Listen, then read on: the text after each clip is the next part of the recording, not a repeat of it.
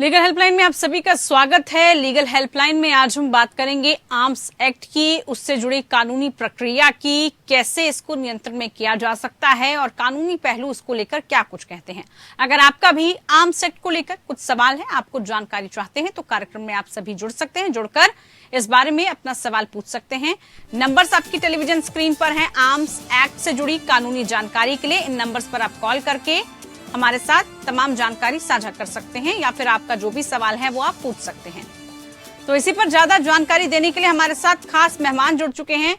हमारे साथ राजेंद्र साहू जी जुड़ चुके हैं। राजेंद्र जी से आज हम जानेंगे आर्म्स एक्ट से जुड़ी कानूनी प्रक्रिया, इसका मकसद क्या है, क्यों इसको लाया गया है, इसकी आवश्यकता आखिरकार क्यों पड़ी है। राजेंद्र जी, सबसे पहले कार्यक्रम में बहुत स्वागत है आपका। आर्म्स एक्ट को लेकर आज हम चर्चा कर रहे हैं। जैसे शुरुआत में हमने बताया कि आर्म्स एक्ट लाने की आवश्यकता क्यों पड़ी, क्यों इस एक्ट को लाया गया है, इसका मकसद क्या है और क्या ये हथियारों के नियंत्रण के लिए लाया गया है। नमस्कार पूजा जी, जैसे कि अभी आपने बताया, आर्म्स एक्ट एक एक्ट है जिससे कि हथियारों पे नियंत्रण किया जाता है। ये एक्ट सेंट्रल गवर्नमेंट एक्ट है जिसमें हथियारों पे नियंत्रण करने के लिए साथ साथ इन इलीगल हथियारों के अलावा हर व्यक्ति के पास कितने हथियार होने चाहिए इसके बारे में नियंत्रण रखने के लिए इस एक्ट को बनाया गया। जैसे कि आप देखते हैं कि वर्ल्ड वाइड दुनिया में, यूएसए में और कई जगहों पर आर्म्स के बारे में कोई निश्चित वो नहीं है कि आदमी कितने आर्म्स रख सकता है और उनके लाइसेंसिंग के बारे में, और जिसकी वजह से काफी कुछ होता है। आपने देखा है शूटआउट्स होते हैं और लोग मॉल्स में और हर जगह पे मारे जाते हैं। लेकिन भारत जैसे देश में इन चीजों को नियंत्रित रखने के लिए आर्म्स एक्ट को लाया गया ताकि ये इलीगल वेपन्स की तस्करी ना की जा सके और हर व्यक्ति, जैसे कि आप, मैं और कोई भी आम व्यक्ति कितने हथियार रख सकता है उस पर नियंत्रण रखा जा सके और उनका रिकॉर्ड रखा जा सके। रिकॉर्ड को रखने के लिए आर्म्स एक्ट को बनाया गया। बिल्कुल। अब आर्म्स एक्ट की हम बात कर रहे हैं तो आर्म्स अमेंडमेंट एक्ट 2019 लागू हो चुका है। ये कानून आर्म्स एक्ट 1958 में संशोधन करके लाया गया है। आर्म्स एक्ट में जो बुनियादी बदलाव है उसके बारे में हम थोड़ा समझना चाहेंगे। क्या बुनियादी बदलाव इसमें किए गए हैं? देखिए पूजी जी, आर्म्स एक्ट को जब से ये आया है तब से 6 बार अमेंडमेंट हो चुका है और ये अमेंडमेंट सिचुएशंस के हिसाब से और सिक्योरिटी के हिसाब से जो मिनिस्ट्री ऑफ होम अफेयर्स है वो अपने रिपोर्ट के बाद उन अमेंडमेंट्स को लाता है ताकि ये देखा जा सके कि कानून व्यवस्था बनाई जा सके। तो जो लेटेस्ट अमेंडमेंट है वो इसलिए लाया गया है कि ताकि जो पहले हथियार थे, अगर कोई व्यक्ति 3 हथियार रख सकता था, अब वो 2 हथियार हो चुका है। अब कोई भी व्यक्ति, चाहे वो स्पोर्ट्समैन हो या कोई भी आम व्यक्ति हो, वो 2 हथियार से ज्यादा नहीं रख सकता। और इसके लिए रिसेंटली दिल्ली हाई कोर्ट ने अपने एक landmark judgment Meet Malhotra versus Union of India में इस चीज को डिसाइड करा है कि कोई भी, चाहे वो स्पोर्ट्स से रिलेटेड व्यक्ति हो या कोई भी, वो 2 हथियार से ज्यादा नहीं रख सकता। दूसरा, पहले लाइसेंस को 3 साल में करवाना पड़ता था वैलिडेट, अब वो 5 साल करना है। तो ये अमेंडमेंट इसलिए किए गए। और जो दूसरे अमेंडमेंट है इनमें थोड़ी सख्ती करते हुए सजा को 7 साल से 10 साल कर दिया गया है अगर कोई उल्लंघन करता है इन चीजों के बारे में। बिल्कुल। तो अब हथियारों के लिए लाइसेंस लेने की जो प्रक्रिया है वो क्या है, और एक व्यक्ति, जैसे आपने बताया कि 2 हथियार रख सकता है या इतनी ही, क्या वो बंदूकें भी रख सकता है, और क्या अलग अलग लाइसेंस इसके लिए लिए जाते हैं? देखिए, हथियार रखने का जो लीगल राइट, पहले ये कॉन्स्टिट्यूशनल राइट कह के लोगों ने इस पे काफी रेट डाली और सुप्रीम कोर्ट तक गए और सुप्रीम कोर्ट ने भी पहले इन्हें एज ए लीगल राइट बताया था। लेकिन जब से मुंबई में जब बॉम्ब ब्लास्ट हुआ उसके बाद से इसको कर्टेल कर दिया गया और ये कॉन्स्टिट्यूशनल राइट नहीं है। अब कोई भी व्यक्ति सेंट्रल गवर्नमेंट द्वारा बनाए गए कानून के तहत इसे एज अ राइट नहीं बोल सकता है कि मुझे जरूरी है और ये मेरे कॉन्स्टिट्यूशनल राइट में अंडर आर्टिकल 21 आता है।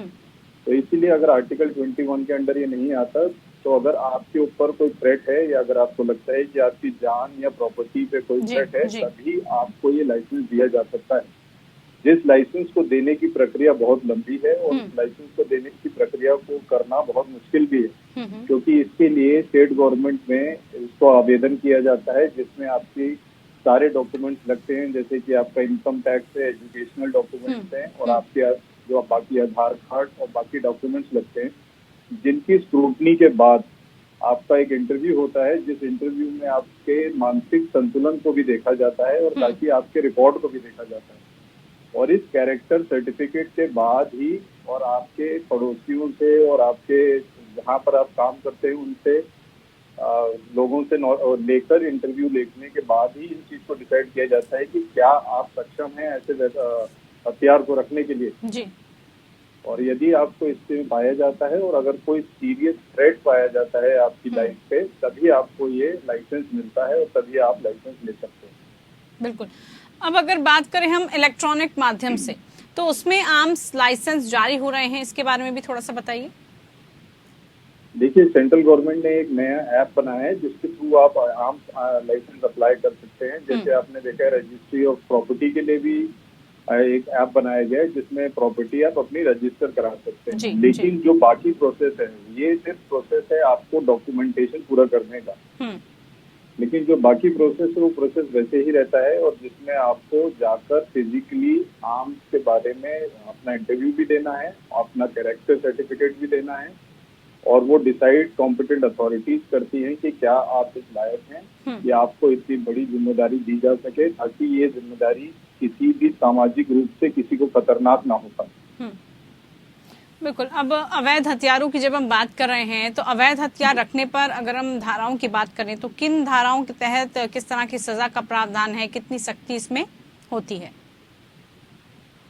देखिए, अवैध हथियार रखना एक बहुत बड़ा जुर्म है और जिसके लिए सेंट्रल गवर्नमेंट ने डिफाइन किया है कि प्रोहिबिटेड बोर क्या होता है और नॉन प्रोहिबिटेड बोर क्या होता है। प्रोहिबिटेड बोर का मतलब है वो हथियार जो कि आर्मी यूज कर सकती है या सेंट्रल फोर्सेस यूज कर सकती है। यदि कोई व्यक्ति ऐसे हथियार रखता है तो उस पे आर्म्स एक्ट की जो भी वो है सेक्शन वो लगते हैं, जिसके तहत उसे 10 साल तक की सजा हो सकती है। तो इसीलिए एक आम व्यक्ति को जो कि सिटीजन ऑफ इंडिया है, जिसे अगर सिक्योरिटी के लिए चाहिए तो उसको सिर्फ नॉन प्रोहिबिटेड आर्म्स ही अलाउड है और वो वही रख सकता है।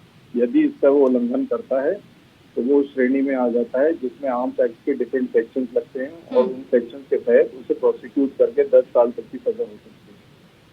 ठीक। अब जुर्माने के भी बारे में बता दीजिए। इसमें जुर्माना क्योंकि काफी सख्त हो गया है, तो कितना जुर्माना इसमें बढ़ गया है?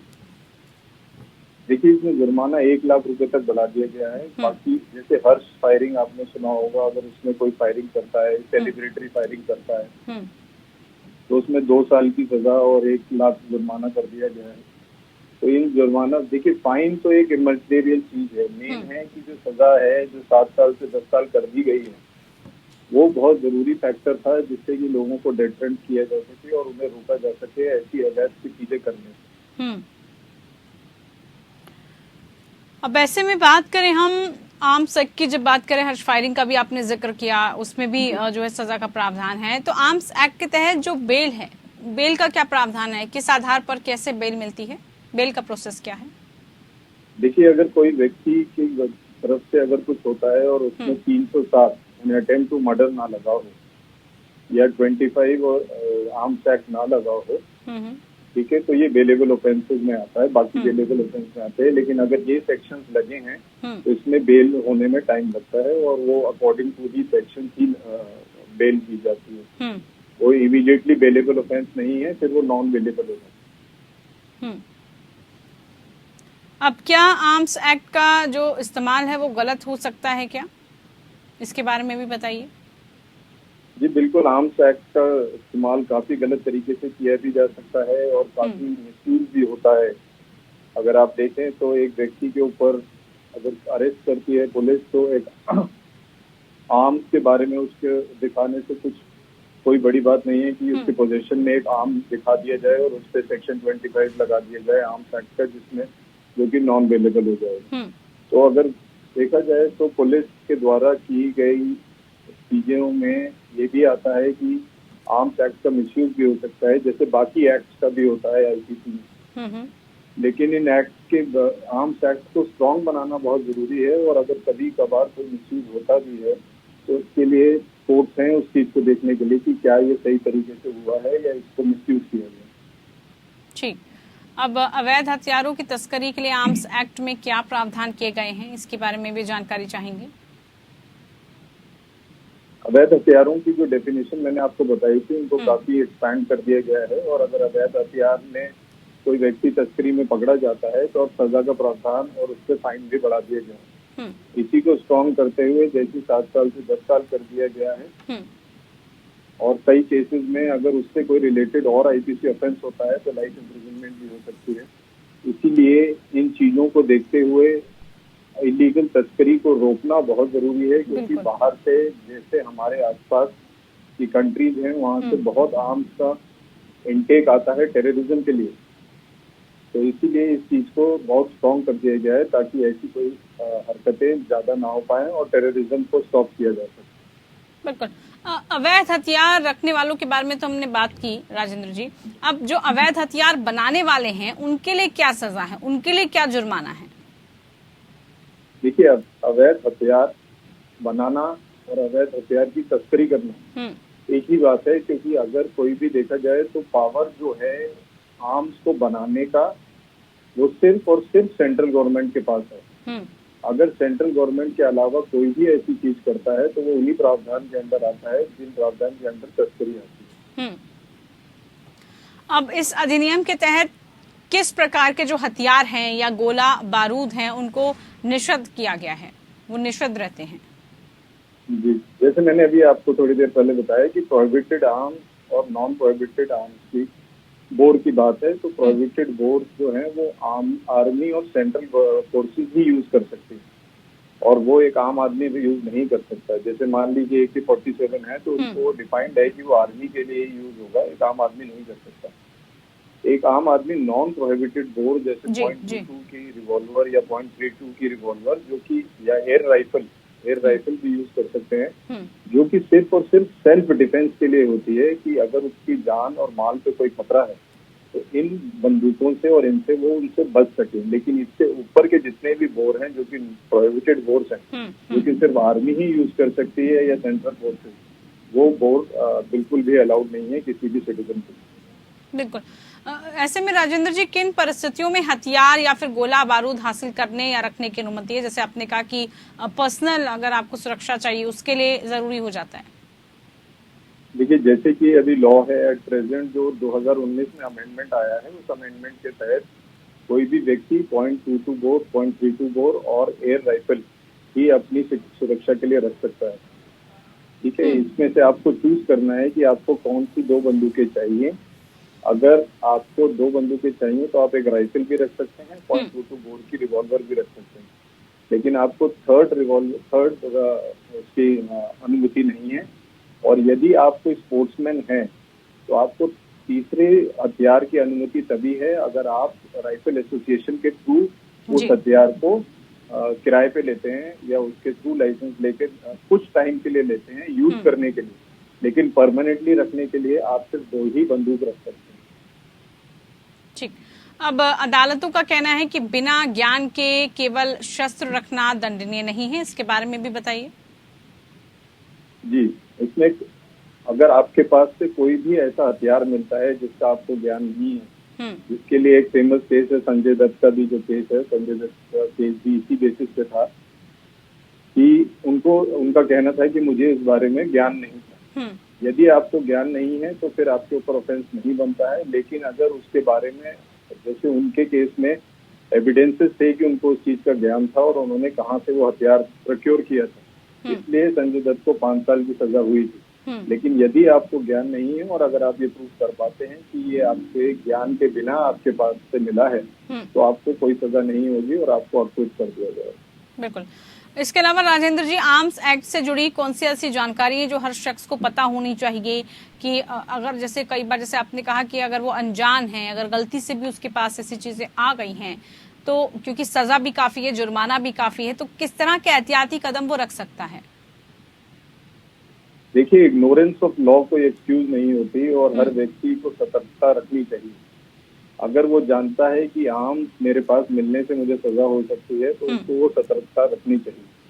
और इसी वजह से अगर आपके पास कोई भी बंदूक है या कोई भी आपने आर्म्स लिए हुए हैं लाइसेंस, तो मेरा ये कहना है कि आप उसको, आपके लिए वो टॉय नहीं है, it is not a toy for you. आप उसे बड़ी समझदारी से बहुत ही लिमिटेड यूज करें और जैसे कि अभी हमारी बात हुई थी हर्ष फायरिंग यानी सेलिब्रेटरी फायरिंग, जो कि इंडिया में बहुत प्रचलित है और हर शादी यूज किए जाती हैं, वहां पर लोगों के मरने की भी खबर आई है सिर्फ हर्ष फायरिंग में। तो इसीलिए अगर आप ऐसी गलती करते हैं तो उसका भुगतान आप ही को करना पड़ेगा। बिल्कुल, इसीलिए पहले से ही सतर्क रहने के लिए भी पहले कहा से गया है। सतर्कता बहुत जरूरी है और इग्नोरेंस ऑफ लॉ कोई एक्सक्यूज नहीं हो सकती पूजे। बिल्कुल। राजेंद्र जी, आपने तमाम जानकारी दी आर्म्स एक्ट से जुड़ी हुई, बहुत शुक्रिया आपका। कार्यक्रम में आप जुड़कर आपने तमाम जानकारी दर्शकों तक पहुंचाई। तो इसी के साथ लीगल हेल्पलाइन में फिलहाल के लिए इतना ही। मुझे दीजिए इजाजत। नमस्कार।